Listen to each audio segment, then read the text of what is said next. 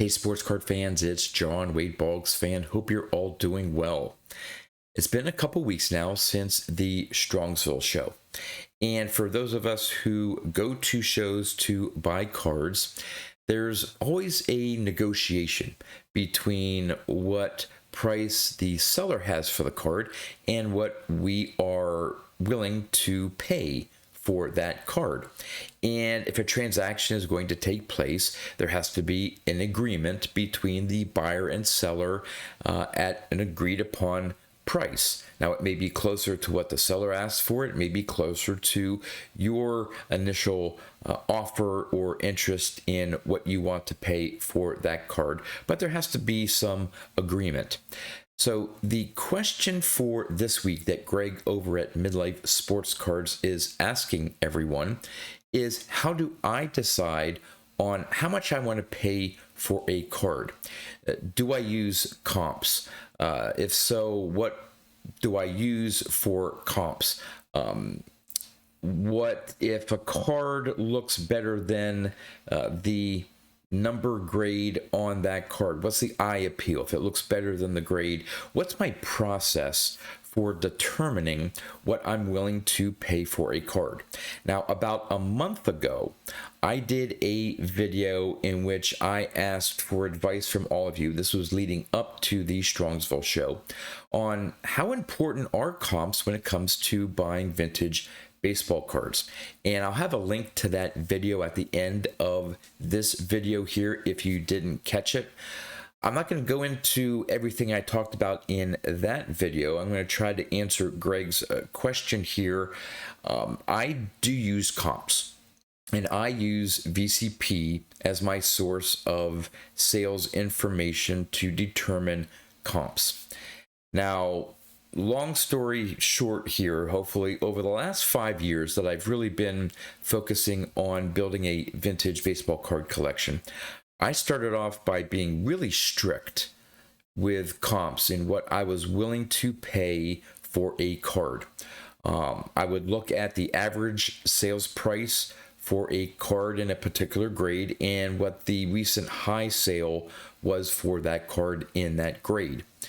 Not factoring in eye appeal, nothing like that. And my goal was to try to not pay more than the high comp. Well, over time, as I learned more about vintage cards and eye appeal, I realized that the cards that I wanted to have in my collection, I wanted ones that had nice centering, overall nice eye appeal.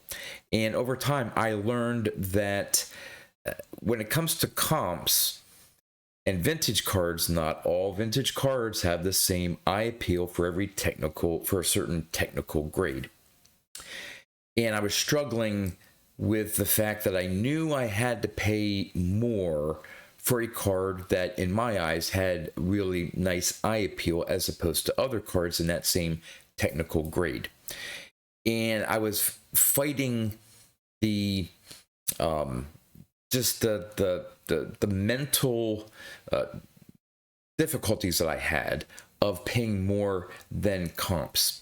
And I went back to the example from last year's National, in which I picked up my 1948 Bowman Stan Musial rookie card, in which I paid more than the comps for the PSA 3 copy that it was. And I came to the conclusion after I did that video a month ago, thanks to all of your comments, that I need to be more flexible and be comfortable with paying a price that I thought was reasonable for the eye appeal and technical grade and what deal I could get from the seller. Now, if I went to a dealer, looked at a card, and let's say they had it for, I don't know, $250. And I said, hey, what's the best that you could do? And they're like, well, I can take $5 off, $10 off, really not willing to negotiate much. And I thought, maybe his price is fairly high based on the comps through VCP. I may walk away because it didn't seem like he's willing to, deal that much with me. But at Strongsville, I bought 3 cards. Turned out it was from the same seller. I bought 2 at one time, and then I went back to that same seller, I think it was the next day, and bought a 3rd card from him. So I'm going to use those examples and the example again from last year's National. And so I found 2 cards. The first transaction that I had with this dealer, Graig, and his wife Holly, great dealers. I've bought several cards from them over the years, typically at the National. And I was looking at the 1954 Topps Ted Williams and the 1960 Topps Hank Aaron. And I thought for the technical grade, the grade on the PSA slab, I thought they were really nice looking copies, well centered. Yes, they had their technical issues, but to me, they had great eye appeal for the grade.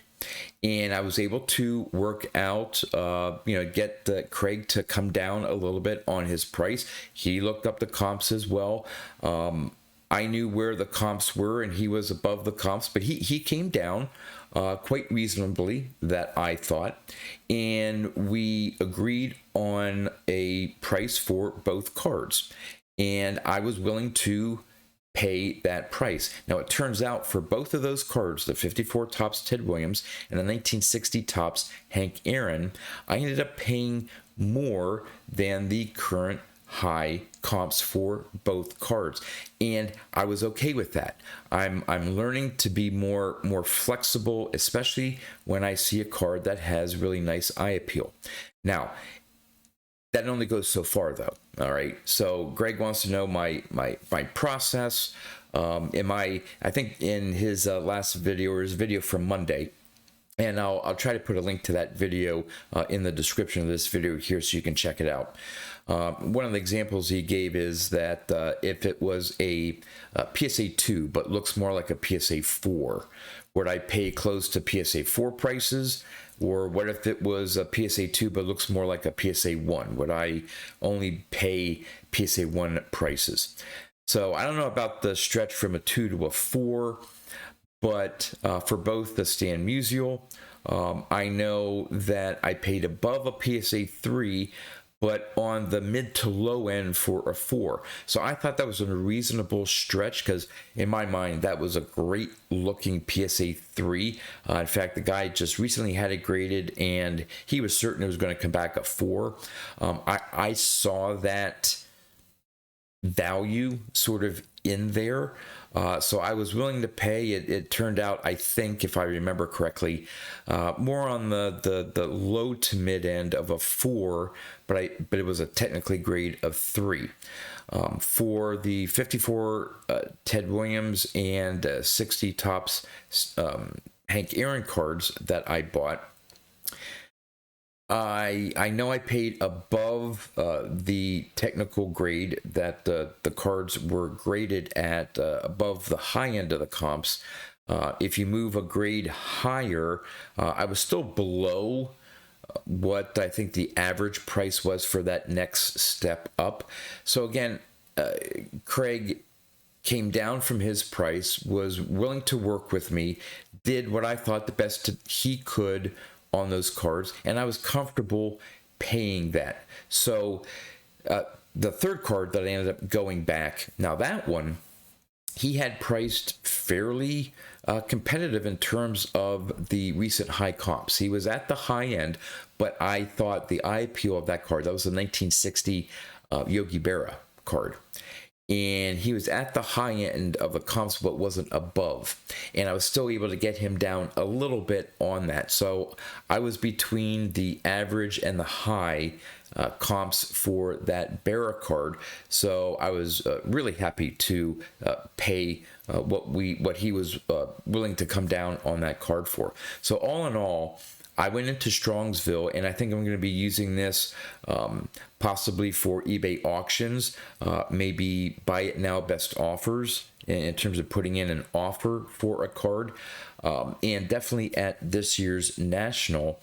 That, yeah, I'm going to start off by looking at comps. I think, at least for me, I feel comfortable knowing for a particular number grade what's the range of prices? And I know I need to look at ranges because vintage cards, as I said, for a specific number grade, there's a wide range of eye appeal that you could have for that technical grade.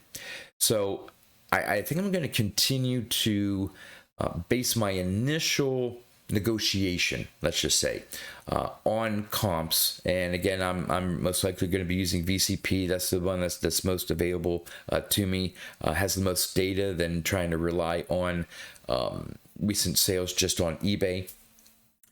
But use that as like a starting point. Look around, see if I can find some cards at the National that are in the number grade that have a pretty nice eye appeal to me, and then see what the seller's initial price is.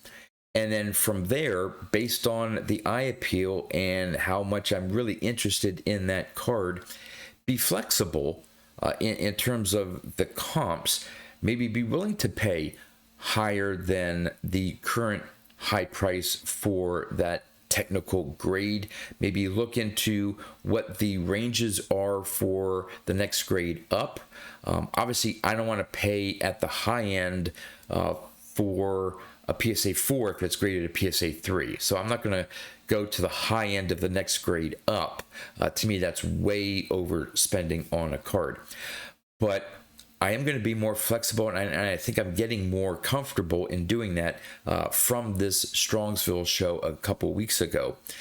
That, again, just using it as a general guide to start negotiations. And if I can get the seller down what I think is a reasonable amount, and I'm willing to get up to his lowered price, and maybe getting into the price range of that grade higher, if it's a really nice eye appeal card, especially if it may be a newer slab that, hey man, they really beat up this card. It does look like it should be graded higher. I may be more willing to go above recent comps. If it's an older slab and it says a 5 and I go, man, that really looks like a 4. I may not be as willing to go above recent high comps and try to negotiate something down. Case in point, on the Saturday trade night at Strongsville. Now, this didn't involve me buying a card, but it involved me selling one of my cards. And I ended up selling my 1957 Topps Frank Robinson rookie card. It was in a PSA 5, but it was off center left to right and was in an older slab. And I came to an agreement with a proposed buyer, one of the people there who had set up a table, and he was interested in that card. And we came to a price that was more near the mid-range of a PSA 5. I totally agree that it did not warrant a high end of a 5 because there were some issues. It was off center, didn't have as nice of an eye appeal to warrant the top end of a 5. So we settled sort of in the middle ground of what a PSA 5 sells for, and I was happy with that because I knew that my copy shouldn't command top dollar for a PSA 5. And of course, he's looking to buy it and resell it or use it as trade. So he knew that he wouldn't be able to get the high end of a PSA 5. So even when I sold a card, was going off of comps and realized that my copy didn't get to or wasn't worthy of that higher range. So I've even used comps for selling the very few cards that I've ever sold, and been reasonable in terms of eye appeal and where it fell in the range there. The last thing I want to say is, when it comes to comps that I look at, is how big of a range is there between the average and the high, and then looking at, say, the grade, number grade above that. What's the range between low, mid, and high? Is it a pretty tight range? There I know that I may have some negotiating power if there's some big ranges. So in other words, an average copy, let's say it's at $300. That would that would include, some, maybe some off center, some cards that maybe have some surface issues, maybe not great looking cards. And then at the high end, let's say from an average of 300, maybe it's 600. Like the recent high sale was $600, and you look at that $600 sale, and it is absolutely sharp for that number grade. Well, I may have to be, again, a lot more flexible in what I'm willing to pay for that card if I know there's such a big range, because maybe that card is really, really hard to find, well centered. And when you do find one, you're going to pay up for that, even maybe well into that next higher number grade. So that's another thing I have to factor in. So it's not an exact science for me, but I do use comps. I do use VCP. I do factor in eye appeal, again, looking at the range of comps between the low, mid, and high. And moving forward, I'm going to be a lot more flexible in willing to pay outside of those ranges if, one, I really like the card because of the eye appeal, and I'm willing to get the seller down a little bit from their price. So I feel that I'm getting a good deal. Hopefully the seller feels that they're getting a good deal, and we can come together at an agreed upon price. So Greg, great question as always for all of your followers this week. And yeah, look forward to your question of the week for next week. And with that, that's all I have for you. So until next time, thanks for watching.